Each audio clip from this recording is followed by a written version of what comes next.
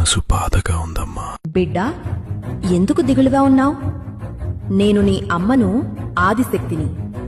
ఈ లోకాన్ని సృష్టించడానికి, రక్షించడానికి, చెడును నాశనం చేయడానికి సృష్టించబడిన అవతారమే నేను.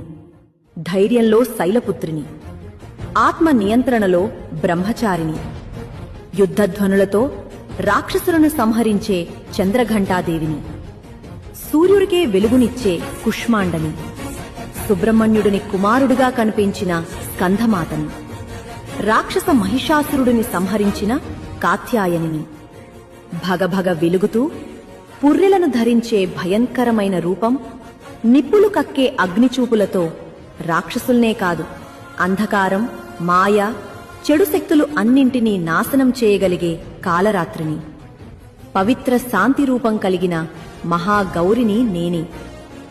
సమస్త సిద్ధులు, అద్భుతాలు, ఆశీర్వాదాలను ప్రసాదించే సిద్ధిదాత్రిని కూడా నేనే. చివరికి ఆ పరమశివుడే నా శక్తిని సాధించడానికి అర్ధనారీశ్వరుడిగా మారారు.